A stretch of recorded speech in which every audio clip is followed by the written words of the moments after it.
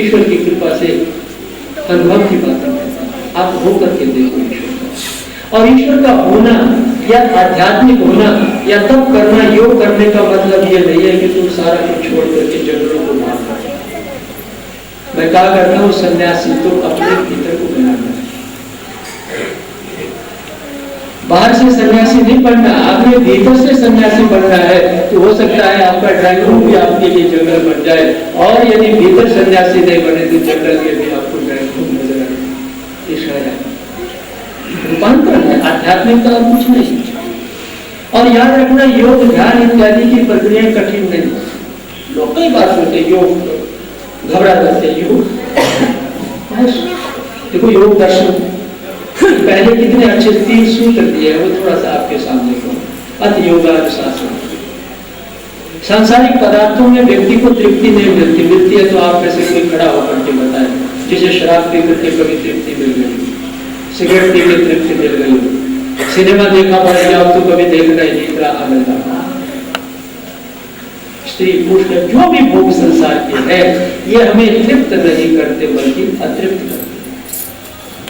यही कारण है कि सांसारिक भोगों को एक बार व्यक्ति भोगता है और उसे भोगने की बार बार इच्छा पैदा होती है। अंतर है, आप चिंतन करें तो सांसारिक भोगों में तृप्ति नहीं है, आनंद नहीं है, तो कहां ढूंढे? योग के अनुशासन का। योग अनुशासन, योग है क्या? अगर संक्षिप्तता से 3 सूत्रों की केवल चर्चा करना है। योग क्या है? दूसरे सूत्र में कहा योग चित्त वृत्ति निरोध। कठिन नहीं, कठिन भी है पर है नहीं। योग चित्त वृत्ति निरोध। योग क्या है? चित्त वृत्तियों का निरोध करना। महर्षि व्यास जी ने आगे विवेचित किया कि हमारी चित्त की वृत्तियां जाती कहां है। मुख्य रूप से 2 धाराओं में हमारी चित्त वृत्तियां जाती है, विवेक और अविवेक। और आप ध्यान से सुनते हैं, विवेक की धारा पर चलने वाली चित्त वृत्तियां हमें सुख, आनंद, तृप्ति और अध्यात्म ईश्वर तक ले जाती है, और अविवेक की धारा पर ले जाने वाली चित्त वृत्तियां हमें दुख, कष्ट, क्लेश, सांसारिक भोग ईश्वर से दूर ले जाती है। योग क्या है? अविवेक की ओर से चित्त वृत्ति को हटा करके विवेक की ओर प्रवाहित करना। योग और ऋषि दयानंद, मैंने कहा वो तो बड़े महान संत हैं, वो ऐसी व्याख्या करते हैं कि आनंद आ जाता है। उन्होंने जहां इस सूत्र की व्याख्या की वहां कहा कि तुम्हें केवल अविवेक की ओर से चित्त को रोकना है, विवेक की ओर स्वतः चला जाए। उन्होंने लौकिक उदाहरण दिया, यदि जल इधर बह रहा है, आप इधर ले जाना चाहते हैं, ऋषिवर कहते हैं यहाँ बांध बना दो, जल अपने आप चला जाएगा। अविवेक से अपने चित्त की वृत्तियों को रोकना ही योग। इससे क्या होगा? तीसरा सूत्र है तदा दृष्टि स्वरूप अवस्था। क्या होगा योग से? जब चित्त वृत्ति रुकेगी, विवेक की ओर बहेगी, तदा दृष्टि स्वरूप अवस्थानम। माता और सज्जनों, आध्यात्मिकता मूल है ये। हम अपने स्वरूप को पहचानेंगे, ये है योग। हम कविता, सविता, चैतन्य, रमेश, नरेश शरीर का नाम रखा और हम वैसे ही बने। फ्राइड एक बहुत बड़ा फिलॉसफर रहा है। मैंने पाश्चात्य विद्वानों को भी पढ़ने का सौभाग्य मिला, क्योंकि मेरा डिपार्टमेंट में, इसलिए मैं अंग्रेजी के शब्द प्रयोग हो जाते हैं, इंजीनियरों के बीच में सारा जीवन कटा है। फ्राइड ने बहुत सी बातें कही, और फ्राइड से जब पूछा चित्त कहाँ जाता है, सेक्स, लेकिन वो पूर्ण सत्य नहीं था। उसके शिष्य एडलर ने कहा नो, ईगो, केवल सेक्स की ओर नहीं, अहंकार, ईगो की ओर जाता है, वो छोड़ जाओ। लेकिन फ्राइड एक बात बड़ी अच्छी कहता है, वो कहता है वो व्यक्ति जीवन में कभी सुखी नहीं हो सकता जो ये नहीं जानता कि मुझे क्या चाहिए।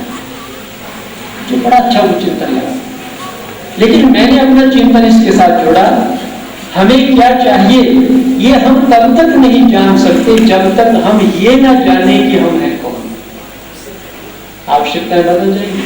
ऋषि दयानंद के सामने सजी सवरी वेश्या आ गई, ऋषि ने उससे मां क्या आवश्यकताएं बदल गई। या 5-5 वर्ष के बच्चियों के साथ बलात्कार होते हैं। हमें चाहिए क्या? यदि हम केवल शरीर है तो हमारी आवश्यकताएं शारीरिक भोग रहेंगे, लेकिन हमें पता लगेगा शरीर के अतिरिक्त हम शुद्ध बुद्ध पवित्र आत्मा है, तो हमारी खुराक बदल जाएगी। हमें भोग नहीं चाहिए। हमें ये शराब से बदबू आएगी, अंडे कहीं उबल रहे होंगे, हमें चलना मुश्किल हो जाएगा, एक दूसरे के शरीर से दुर्गंध आएगी, भोग बदल जाएगा। शारीरिक भोग नहीं, आत्मिक भोग तथा दृष्टि स्वरूप अवस्था है। कहते हैं लेकिन मलिन अंतःकरण के कारण उसकी प्रतीति नहीं होती। गदगद हो जाता और ऋषि की बातें पढ़ती। ईश्वर सबको प्राप्त है, मलिन अंतःकरण के कारण उसकी प्रतीति नहीं होती, अनुभव नहीं होता। श्री दयानंद ये बैठे होते यहाँ तो ईश्वर के आनंद का अनुभव कर रहे थे। श्री कृष्ण बैठे होते परमात्मा के आनंद का अनुभव, क्योंकि चित्त वृत्ति उनकी स्थित प्रज्ञ हो गई, अंतःकरण पवित्र हो गया है। और सांसारिक लोगों के मन विक्षेप आवरण उत्तेजना वित्तेजना लोकेशना काम क्रोध लोभ मोह अहंकार इत्यादि से हमारा अंतःकरण अपवित्र है। इसलिए ऋषि कहते हैं उसकी प्रतीति नहीं, परमात्मा को नहीं खोजना, अपने आप को खोजना। कहना ये चाहता हूँ जिस दिन अपने स्वरूप से हमारा साक्षात हुआ तदा दृष्टि स्वरूप के अवस्थान बड़ी चूक हो गई। खुद की नटकी तलाश बड़ी चूक हो गई। यूं तो वर्षों खराब किए मैंने खुदा की तलाश, खुदा की तलाश में पता नहीं कहाँ भटकता है और अपने आप की अपने स्वरूप की पहचान नहीं करता। इस व्यक्ति बढ़ ही नहीं पाता।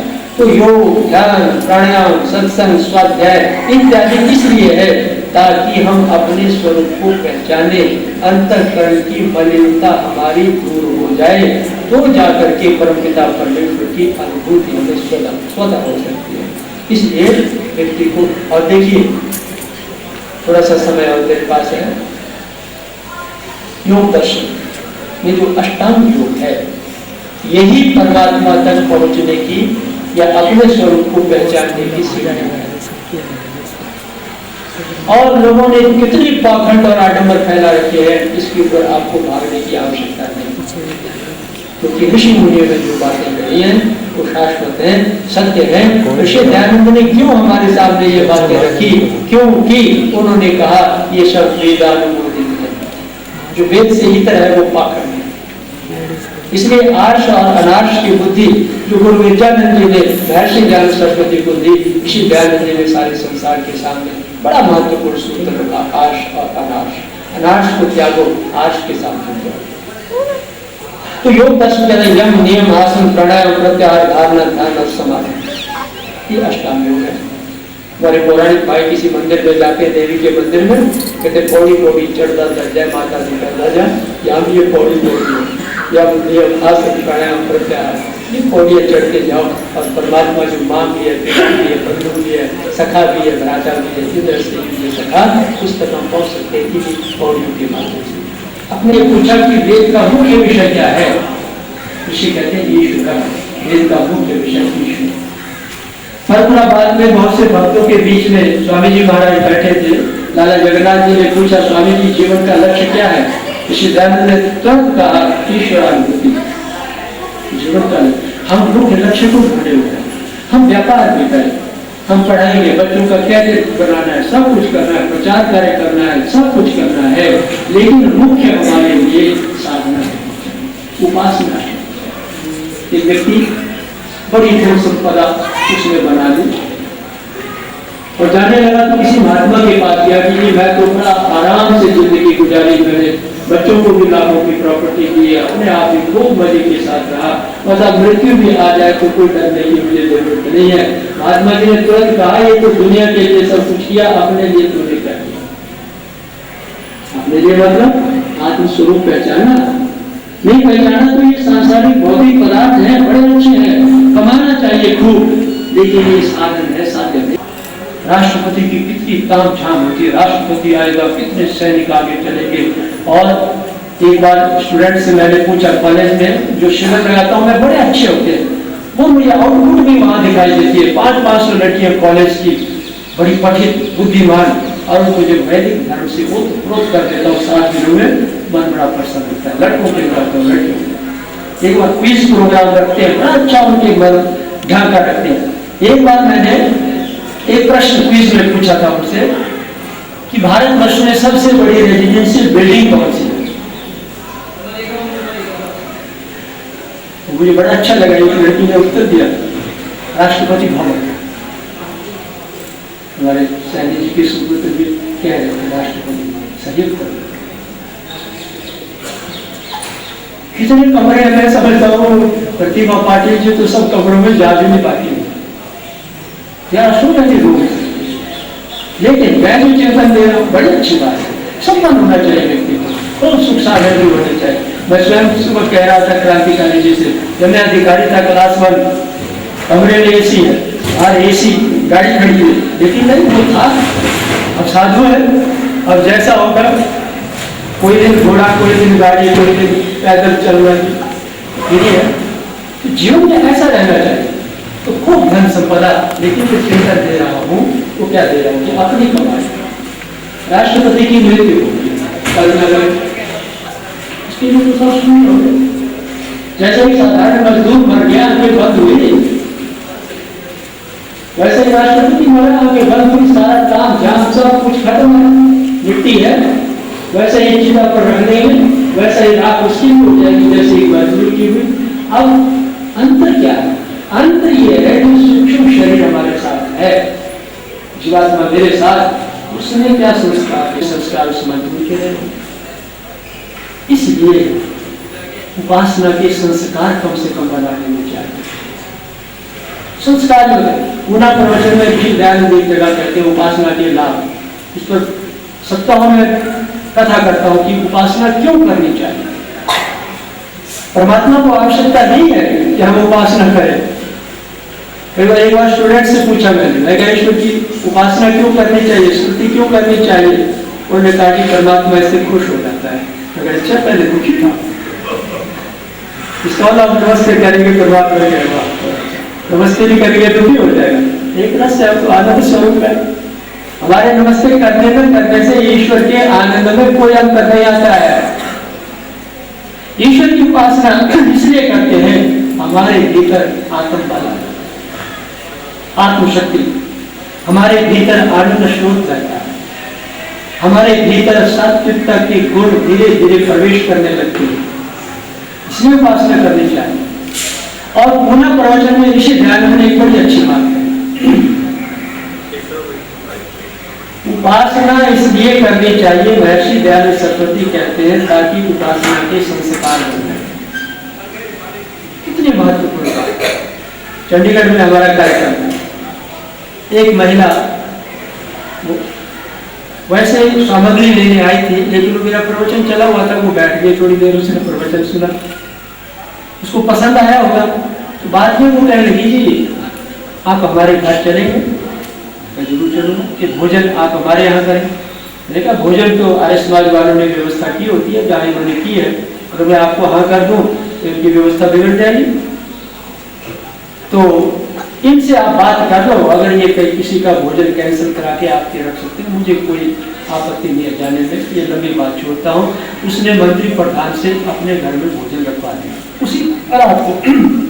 जब हम उनके घर में गए, बड़ी अच्छी महिला, स्वस्थ, लगभग 44-45 वर्ष की। तो जाते ही जब बैठ गया ड्राइंग रूम में, उन्होंने कहा कि आपको मेरा स्वास्थ्य कैसा लगता है। पता नहीं क्यों पूछ रही है, बड़ा अच्छा स्वास्थ्य है आपका। तो बड़ा खिन्न सी हंसी तो कह लगी कि मुझे पीजीआई से और दिल्ली से भी डॉक्टरों ने वापस भेज दिया, मुझे कैंसर है, और मुझे ये कहा है कि आप 3 दिन भी जी सकती हैं, 3 महीने भी, लेकिन 6 महीने से ज़्यादा का जीवन नहीं। मुझे दुख भी हुआ, क्या संसार देखो, क्या इसको क्या आपदा आपको पता नहीं।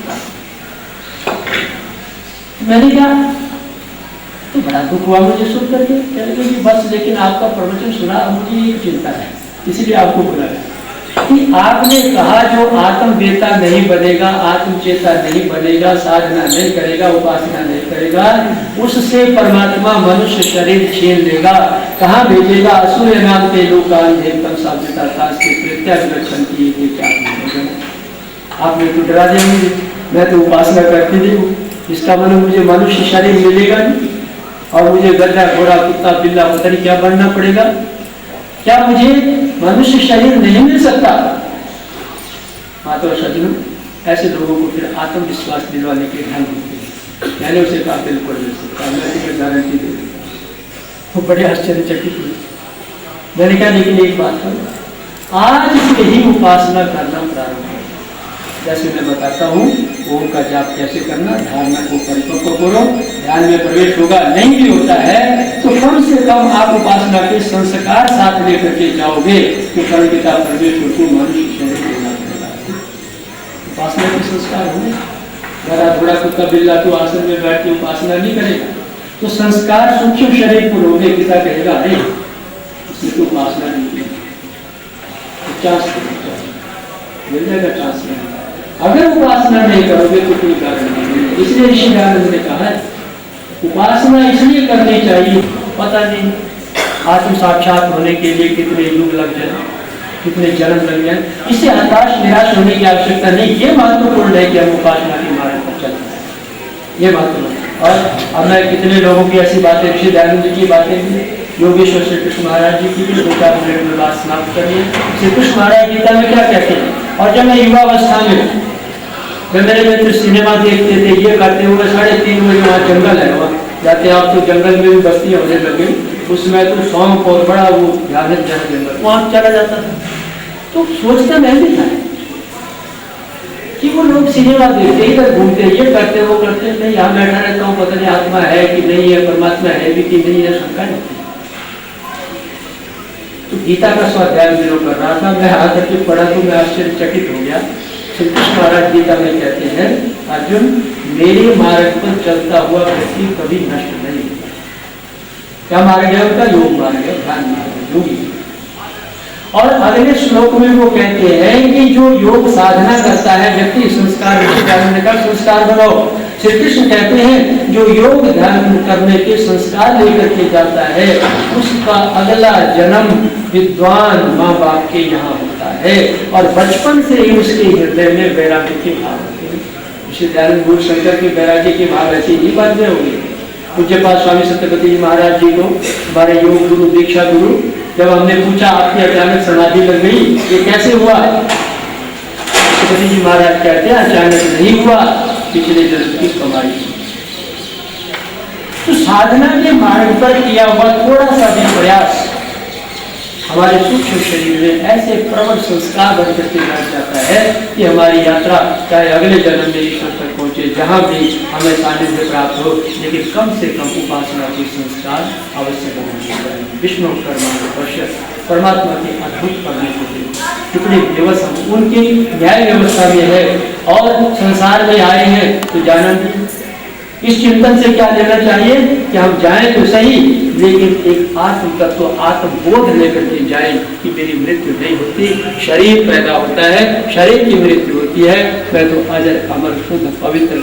ये व्रत संकल्प लेके इंद्र युज्य सखा सबसे प्रिय मित्र हमारा ईश्वर है, इसलिए परमात्मा के साथ मित्रता स्थापित करनी चाहिए।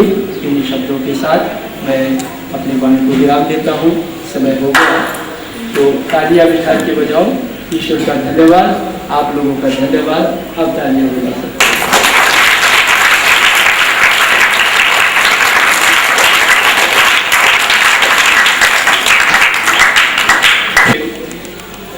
केवल एक बार का प्रवचन सुनने से बात नहीं बनती।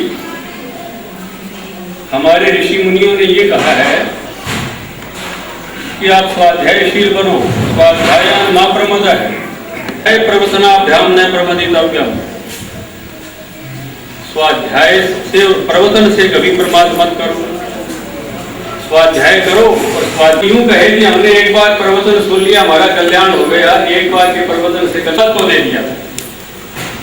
एक बार भाई मुल्कराज ने सहायता बंद कर दी भाई। अब एक समय ऐसा आया कि घर में भोजन के लाले पड़ गए। बच्चे कहने लगे कि जी आपने तो जीवन दे दिया, हमारा क्या होगा? तो वास्तव में महात्मा हंसराज बड़े दुखी हो गए और ग्रामदेव में घूम रहे हैं, टांगे भारी हो गए। मैंने ये क्या किया? कमरे में सांकल लगी हुई थी, साथी लगी हुई थी, उसको खोलना नहीं चाहते थे, खोल लिया। जब आदमी भारी होता है ना, काम करना नहीं चाहता, हो जाता है। एक अलमारी खोलना नहीं चाहते थे, अलमारी खोल ली। एक पुस्तक निकालना नहीं चाहते थे, पुस्तक निकाल ली। ये श्लोक की एक सूत्र है, मुझे तो परमात्मा ने कर्म करने के लिए भेजा है, कर्म करने में मेरा अधिकार है, फल तो ईश्वर के अधीन है। टांगे हाथी हो फल पड़े। तो कहने का अभिप्राय यह है कि जब तक हम स्वाध्याय नहीं करेंगे, बार बार प्रवचन नहीं सुनेंगे, केवल एक प्रवचन से कल्याण नहीं हो सकता। इसके लिए फिर हमें स्वाध्याय करना पड़ता है। तो ये प्रवचन जो है आप सबके लिए सुखदायी हो। अब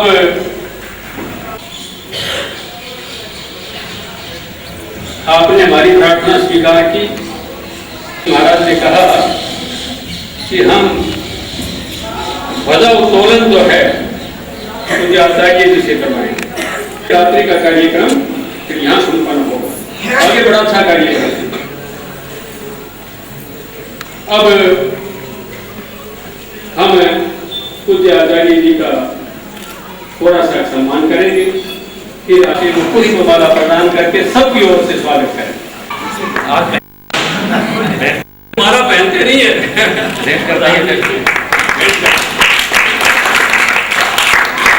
बहुत अच्छा। और हमारे गुरुकुल के उप प्रधान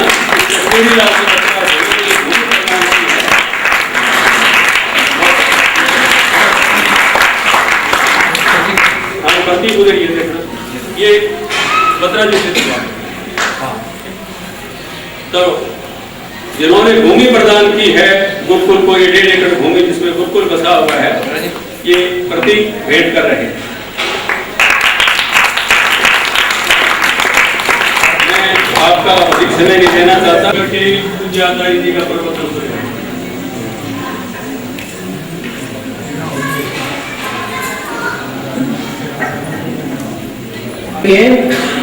गायत्री मंत्र बोले और जीवनों को पवित्र करें।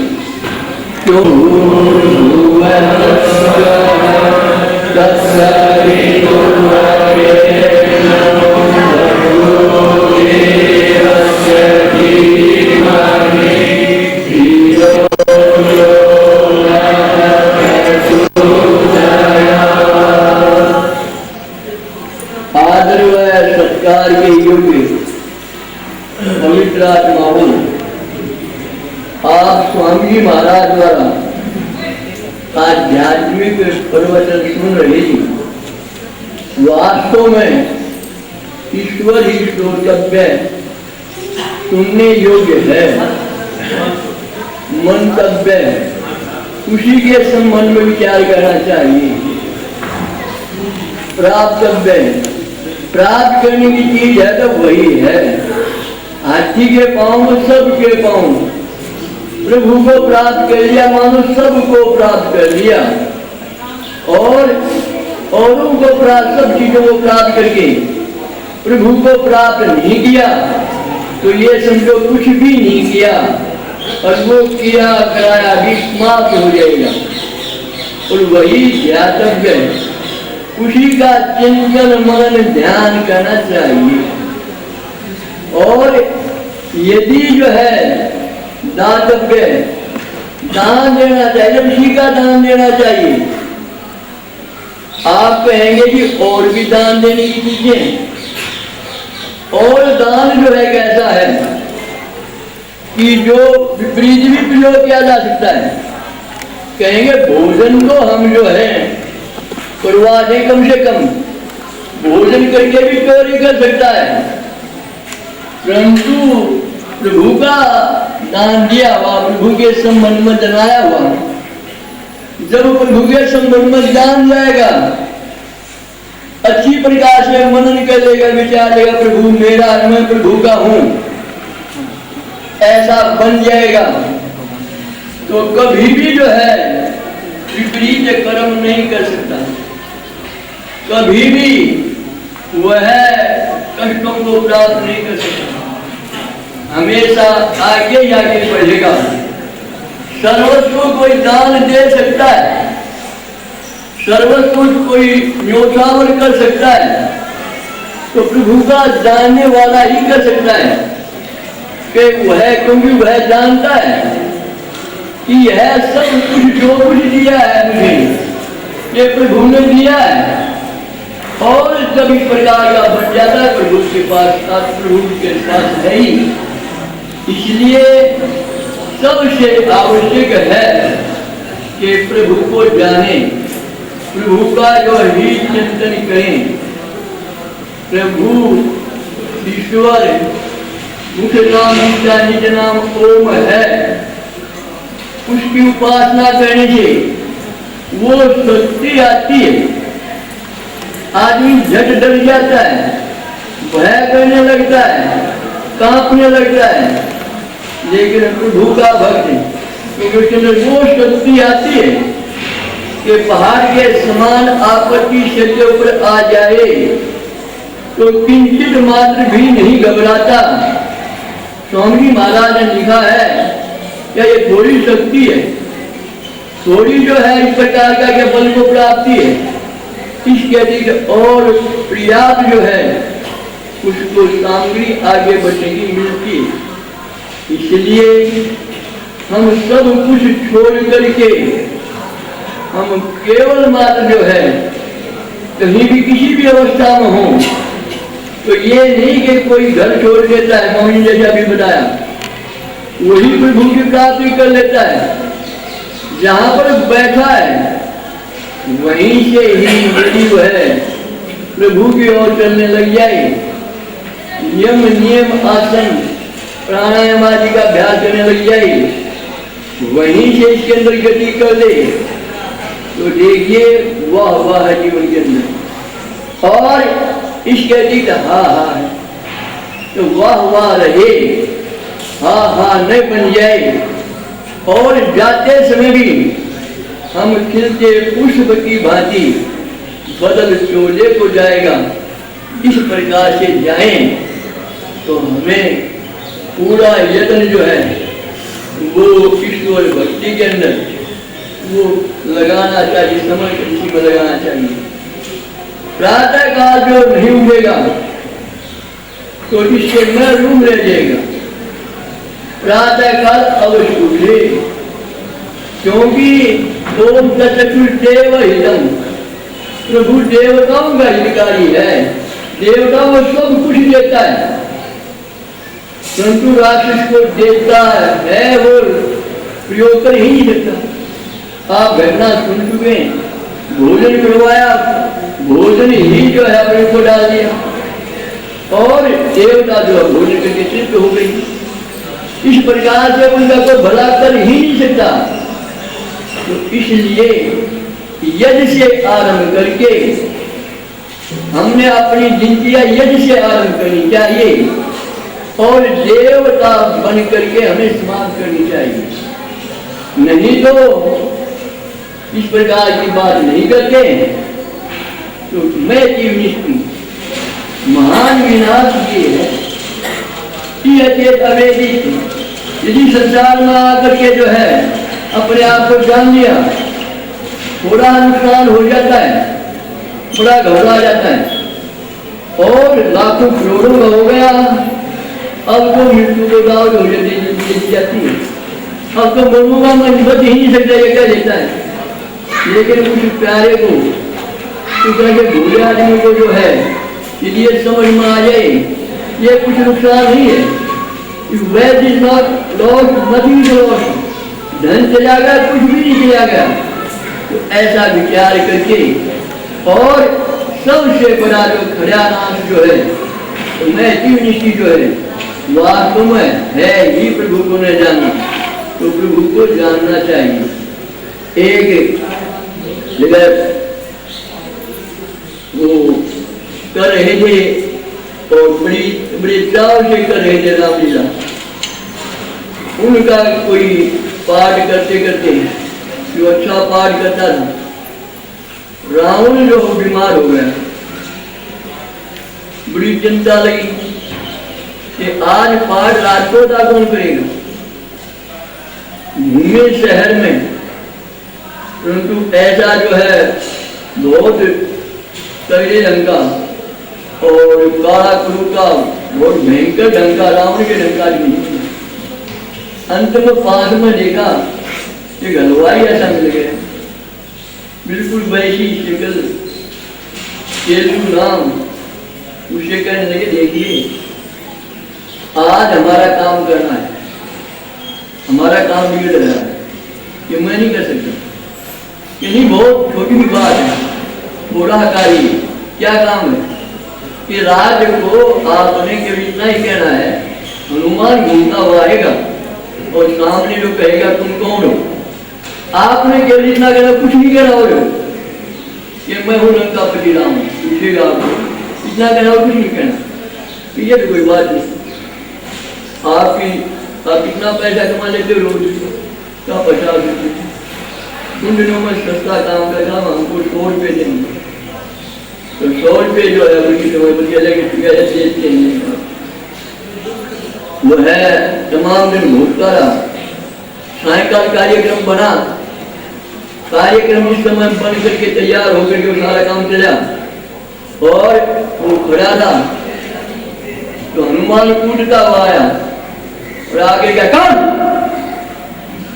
मैं तो तेली हलवाई,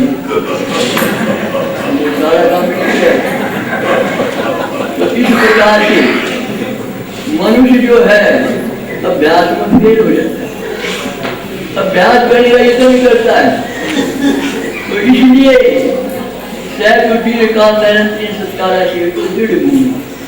वो प्रभु जो है केवल जो थोड़े अभ्यास की बात नहीं, बार बार अभ्यास करते रहे, जब जा करके उसका पता लग पाता है। जैसे भूखा आदमी भूख में तड़प जाता है, सिवाय रोटी कुछ अच्छा ही नहीं लगता, हाय हाय करने लग जाता है और प्यास से व्याकुल हो जाता है।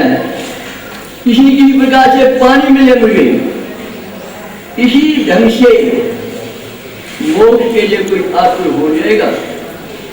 मुझे सिवाय परमात्मा कुछ चाहिए ही नहीं, इतना पागलपन सवार हो जाएगा तो निश्चित रूप से उसे परमात्मा की प्राप्ति हो जाएगी। सब ऐसनाओं से दूर होना पड़ेगा। ऐसना भी जो है ऐसी है, ऐसा ही भूख देखें, ऐसा ही भूख होती है।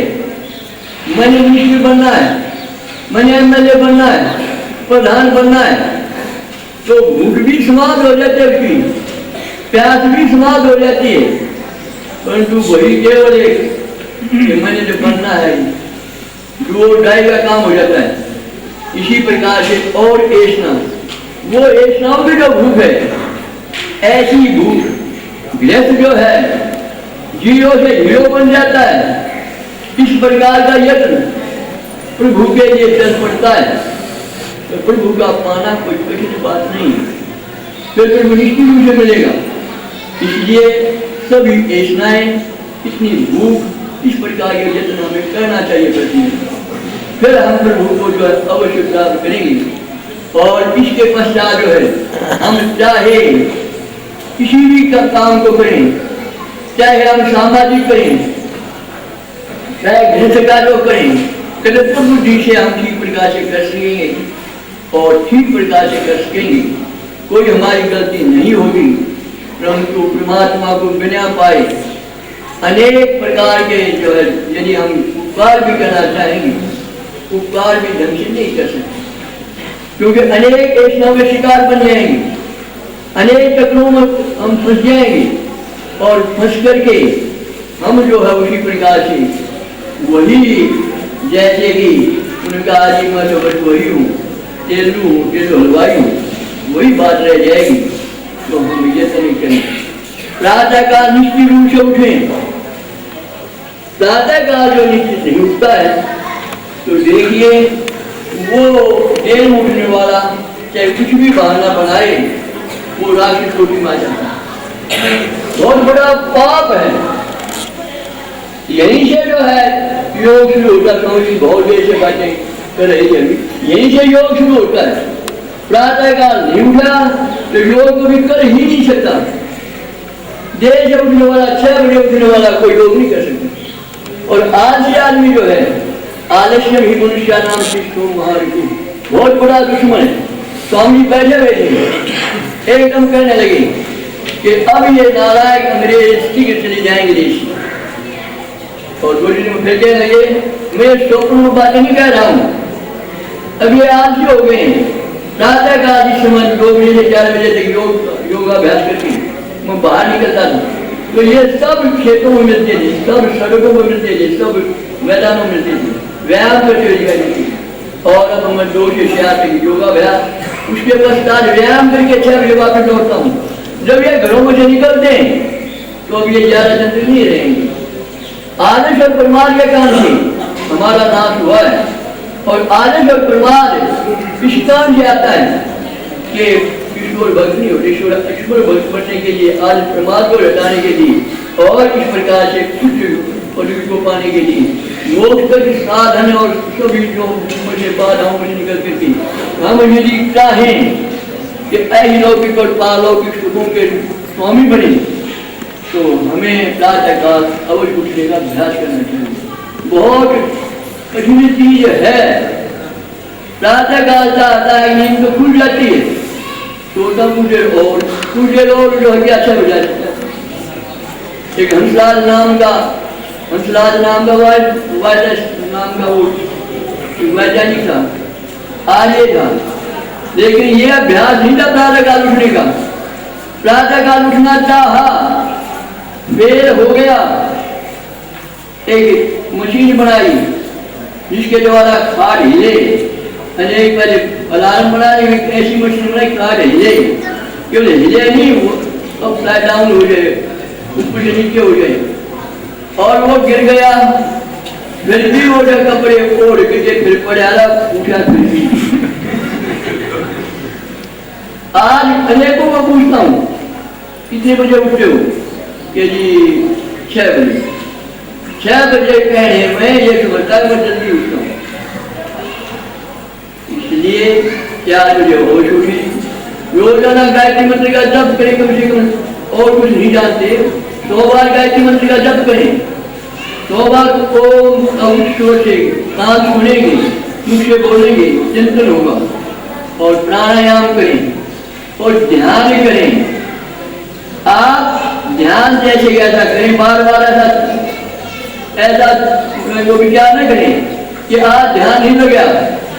प्राणायाम करें, पश्चात ध्यान करना सरल हो जाएगा। ऐसा चिंतन जो है वाला तो माने कि ध्यान मेरा नहीं लगा, रोज करें। जैसे यहाँ पर जो है नाक पर किसी का हाथ लगाने का अभ्यास हो गया, जिगरे तोड़ने का अभ्यास हो गया, जिस समय याद आ जाए कि नाक के ऊपर हाथ लगाना ठीक है।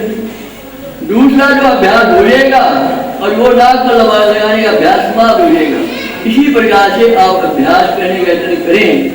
स्वामी ने लिखा कि मैं चाहूँ अपनी सारी शक्ति अंगुष्ठ के अग्र भाग में ला सकता हूँ। इस प्रकार से इतना अभ्यास करते करते इस प्रकार की अवस्था हो गई थी। और आगे जो है वो पर काया प्रवेश का विषय है। तो आप सब पर्याप्त समय से स्वामी जी महाराज का जो भी अनुभवी है, साधक हैं, और वही कहते हैं जो इन्होंने किया है, उनके विचार सुन रहे हैं।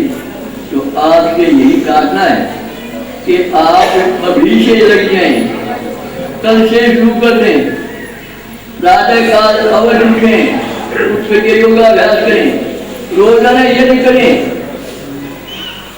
पंच यज्ञ महायज्ञ ऐसा संगीत यहाँ पर 5 यज्ञ जो महायज्ञ हैं, आपको अवश्य गिने गए। और हमारे सिर के ऊपर अंग्रेजी बाल जो के जो है, चोटी आए, जनेऊ आए, घर के ऊपर ओम का झंडा आए, आध्यात्मिक बने और हम जो है उपासक बने। और यहाँ पर जो आए संकल्प लेके जाएं। इन्हीं शब्दों के साथ आपका धन्यवाद करता हुआ, बहुत अच्छा गुरुकुल चला रखा है आचार्य जी, बहुत अच्छा गुरुकुल चला रखा है। स्वामी जी महाराज प्रधान बन के और जितने भी हैं संरक्षक आदि सबके सब रास्ता काम कर रहे हैं। 5 अक्टूबर को देखिए पाखंड खंडन जो है नहीं हुआ, तो आर्य समाज जो है आंदोलनकारी संस्था है, क्रांतिकारी संस्था है, क्रांति जो समाज हो जाएगी समाज के बचेगा कुछ नहीं। तो आप ऐसा करें कि 5 तारीख को ये गुरुवारा के अंदर समेत क्रॉसिंग हुआ, क्योंकि ऐसा ना हो जाए कि धार मतलब हो गई, ज़्यादा ज़्यादा संख्या में पहुँच के ये कोई भी जाए और ज़्यादा ज़्यादा संख्या में ले जाए। बड़ा पुण्य का काम है। पावन कुंडन और किशोर भक्ति इन सब के साथ जो है क्या दूर पहुँचे जा संख्या पहुँचे आयोग को सभी महाराज ऊपर रहे और राजा जी ऊपर रहे। और यहाँ आपने बड़ा महत्वपूर्ण प्रवचन सुना। केवल प्रवचन सुनने से बात महाराज ने जब अंग्रेजों को देर तक सोते हुए देखा तो उन्होंने कई बार काम की अधिकता होती है और काम की यदि नींद अधूरी रह जाती है ना, किसी योगी की नींद रह जाए तो कोई बात नहीं, योगी तो 3 घंटे की नींद में बिठे हैं, उनके लिए पूरी नींद का होना अत्यावश्यक है। परंतु हम मनोरंजन में अपना समय बहुत अधिक लगा देते हैं। 12 बज गए, 1 बज गए, फिल्म समाप्त नहीं हुई। भारत कहता है कि मेरी अनुमति से यदि इससे पहले जो कार्यक्रम होता है, ये आर्य समाज हिसार नागौरी गेट और गुरुकुल आर्य नगर का मिला जुला कार्यक्रम है, मिली जुली हमारी शोभा यात्रा रहेगी। अब हमारी सभा ध्वजारोहण के लिए यहाँ से उठेंगे, वो हमारे पास एक बस है, ये शिवानौर स्कूल से एक बस आई है, वो बस आपको ले जाएगी, उसी स्कूल में छोड़ेगी। ब्रह्मचारियों के लिए ट्रक की व्यवस्था है और बाकी जो सज्जन किसी कारण से बस में नहीं आते हैं,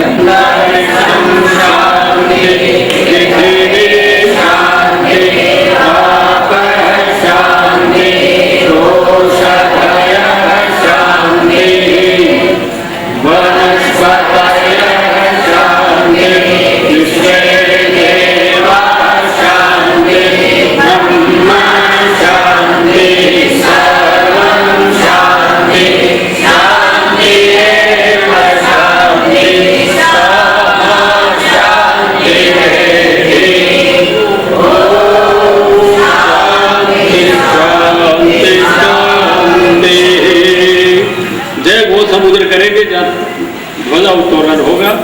हमारी सभा के प्रधान यशस्वी, हाँ जी, आ जाओ बच्चे, आ जाओ, जल्दी आ जाओ।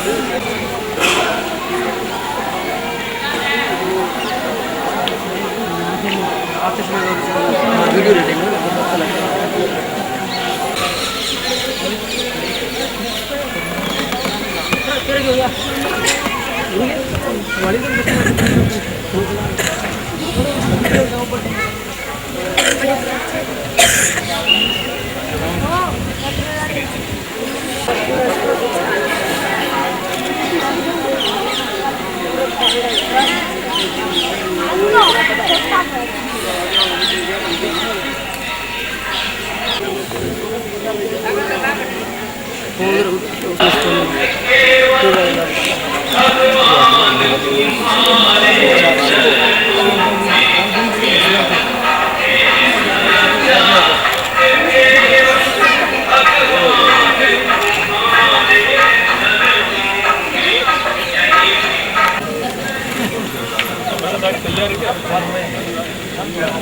आ जाओ।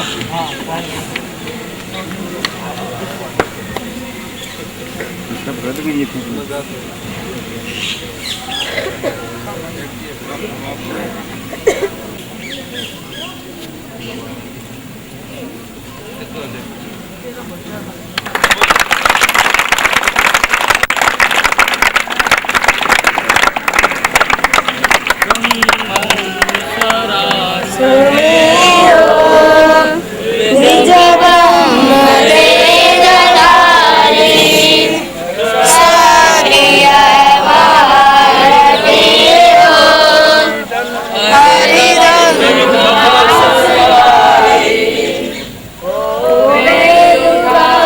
जैसे चल रहा है ना उनके साथ में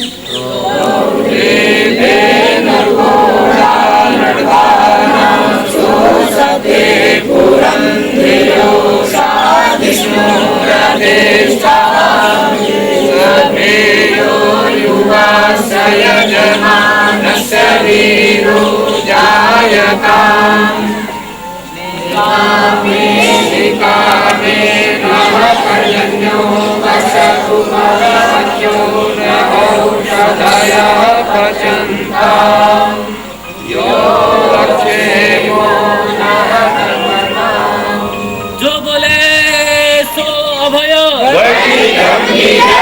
गुरुवार गिरिजानंद की जगत गुरु महर्षि दयानंद की गुरुकुल आर्यनगर के यशस्वी संस्थापक स्वामी देवानंद जी सरस्वती महाराज की बोलो स्वामी देवानंद जी सरस्वती महाराज की मर्यादा पुरुषोत्तम श्री रामचंद्र की योगेश्वर श्री कृष्णचंद्र जी महाराज की भारत माता की गौ माता का ओम का झंडा ओम का झंडा वेद की ज्योति वेद की ज्योति आर्य समाज आर्य समाज वैदिक ध्वनि।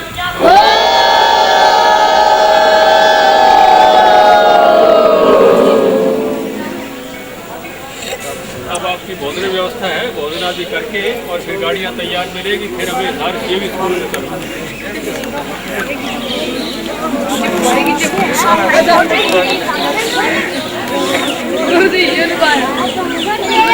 भारती पढ़ेंगे। ये भी स्कूल,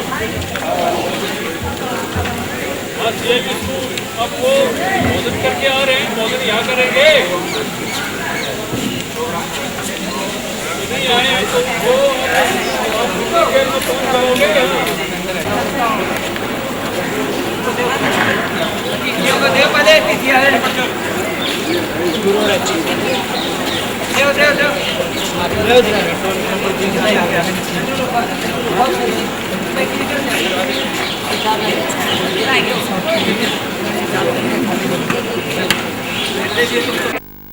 जो थक हार कर जिंदगी में बैठ जाते उनके पास कुछ भी हो सकता है मगर विजय के ताज नहीं होते।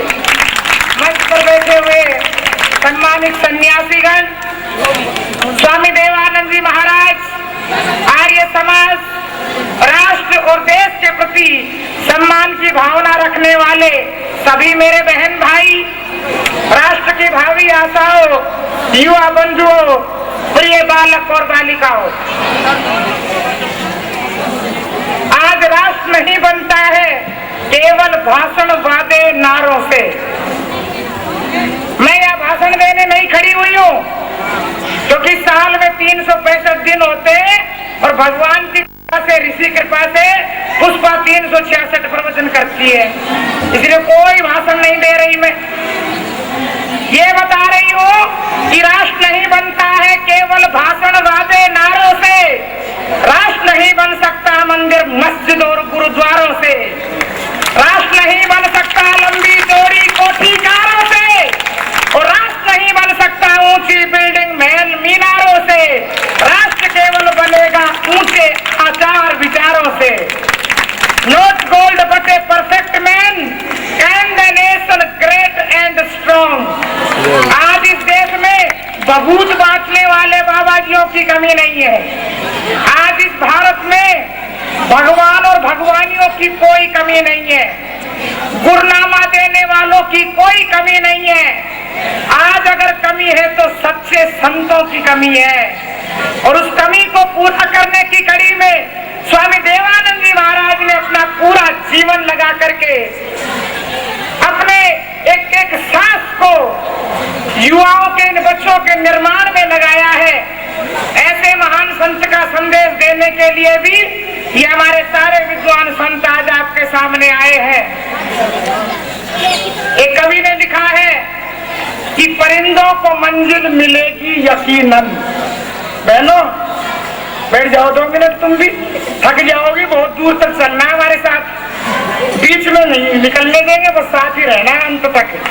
वादा करो कि परिंदों को मंजिल मिलेगी यकीनन, ये उनके फैले हुए पर बोलते हैं, जमाने में वही लोग रहते खामोश, जगत में जिनके हुनर बोलते हैं। अगर दिल से दुआ दे तो भिखारी अमीर है, अगर दिल से दुआ दे तो भिखारी अमीर है, और अगर मोदी ने दे सके तो समंदर फकीर है। देखो तो खूबसूरत ख्वाब है जिंदगी, पढ़ो तो अच्छी किताब है जिंदगी, समझो तो तत्व ज्ञान है जिंदगी, और यदि हंसते रहोगे तो आसान है जिंदगी। आज सारे देश में आतंक का माहौल क्यों बना हुआ है? सारा देश आज आतंकवादियों की गिरफ्त में आ गया है। ये अफजल गुरु को फांसी ना देने का नतीजा है। अगर अफजल गुरु को फांसी पर लटका दिया जाता तो जितने भी आतंकवादियों की फसल ये उगी हुई है, इसके ऊपर कीटनाशक का छिड़काव पहले ही हो जाता। आज मीडिया के माध्यम से हमारी युवा पीढ़ी को नशे और विषयों की ओर धकेला जा रहा है। फिल्मों के माध्यम से बहनों का आदर अनादर हो रहा है। कन्या भ्रूण हत्याएं, दहेज विडंबनाएं, नर नारी असमानता।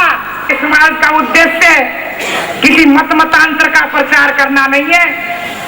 आर्य समाज उस झाड़ू का नाम है जो गंदगी को साफ करना चाहती है, चाहे वो समाज की गंदगी हो, चाहे वो धर्म की गंदगी हो, चाहे वो राजनीति की गंदगी हो।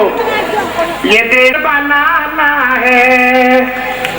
भाई साहब, ये जो पगड़ियां है ना, ये जो आज बांधी जा रही है, उनको सोच समझ के बांधना। ये पगड़ी नहीं है, कफन है। ये यही कपड़ा कफन बनता है, कभी गठबंधन बनता है। यही कपड़ा कभी साधुओं के शरीर पर आ जाता है, विद्वानों के शरीर पर, लेकिन इसी कपड़े का राष्ट्रीय ध्वज भी बनता है। थल सेना, जल सेना, वायु सेना मर मिटने के लिए तैयार, कि तेरा वैभव अमर रहे माँ, हम दिन प्यार रहे ना रहे।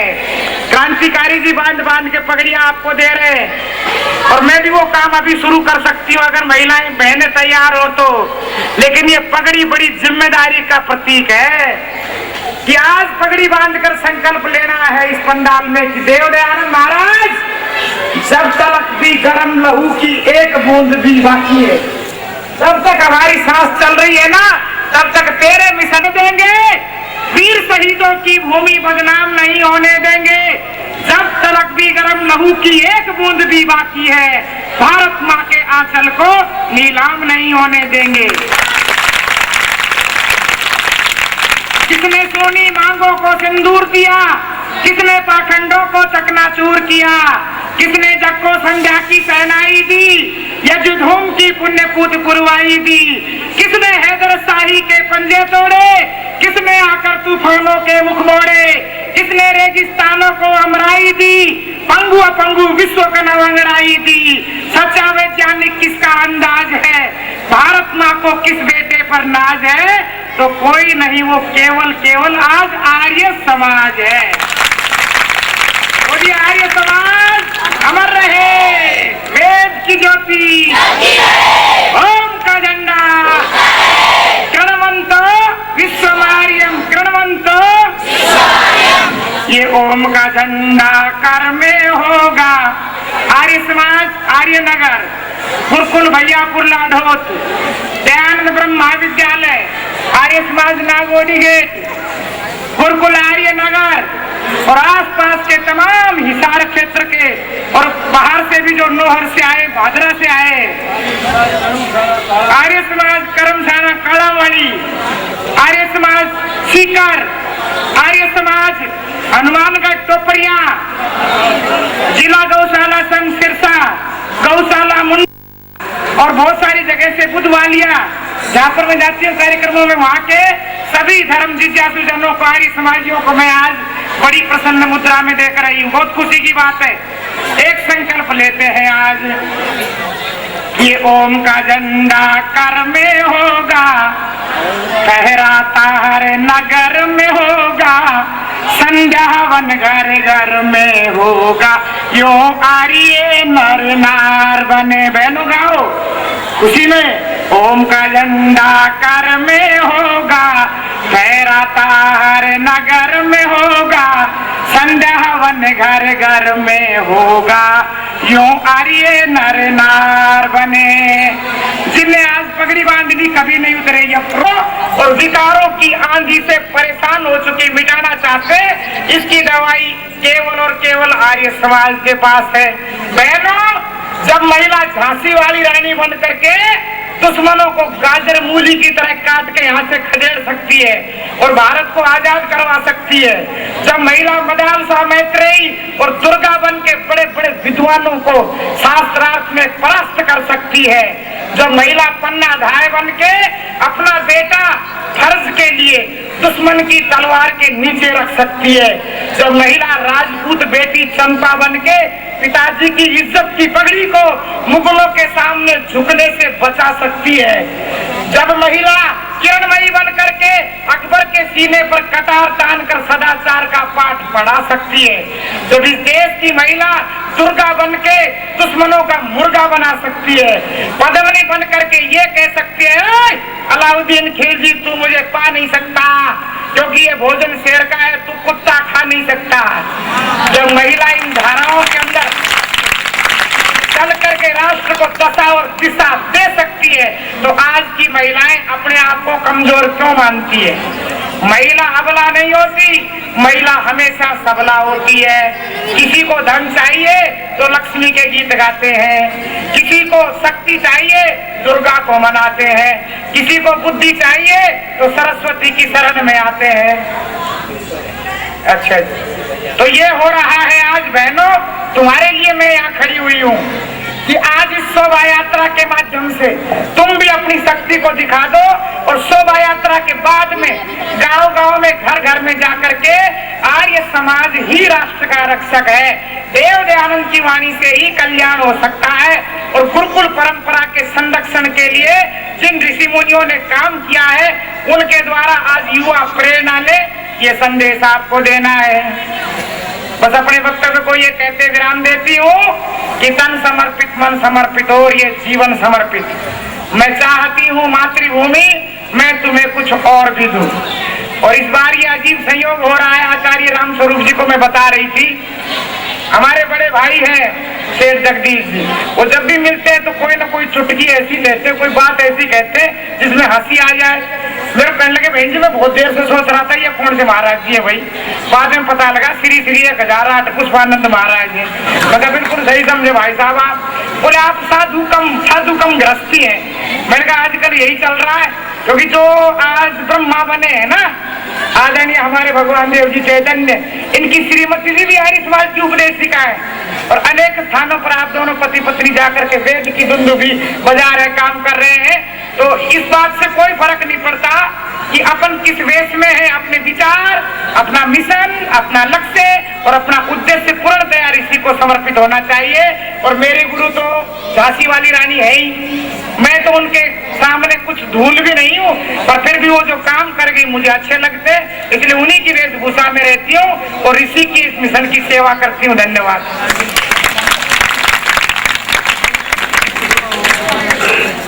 पुष्पा जी का बहुत बहुत धन्यवाद, बड़े अच्छे ऊंचे विचार आपने सुनता को। उनके साथ श्री रमेश सिक्खा जी उप प्रधान और जो हमारे जो शी स्कूल संस्थान हैं उनके जनरल सेक्रेटरी हैं, उनका स्वागत और वो कृपया मंच पर आए ताकि ये धंधा स्वागत करता हूँ। उन्हीं के साथ में एक बद्रीनाथ का लड़का सत्य प्रकाश जी हैं और हमारे प्रहलाद मलिक हैं। ये अब ध्वजारोहण होगा, ध्वजारोहण के बाद अभिनंदन और अभिनंदन इनको प्रार्थना करेंगे और जैसा संचालन करेंगे। मैं प्रधान स्वामी सुमेधानंद जी और आर्य समाज हिसार के प्रधान चौधरी हरि सिंह जी सैनी, आर्य समाज मॉडल टाउन हिसार के प्रधान शेख जगदीश ब्राह्मण ध्वजारोहण के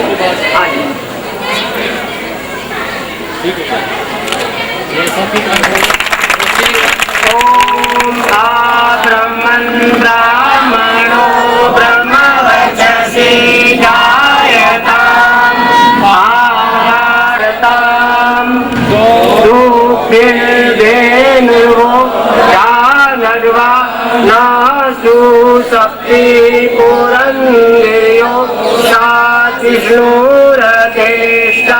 स्वभेयो युवास्य यजमानस्य वीरो जायताम् निकामे निकामे न पर्जन्यो वर्षतु बलवत्यो न औषधाया पच्यन्ताम् योगक्षेमो न कल्पताम्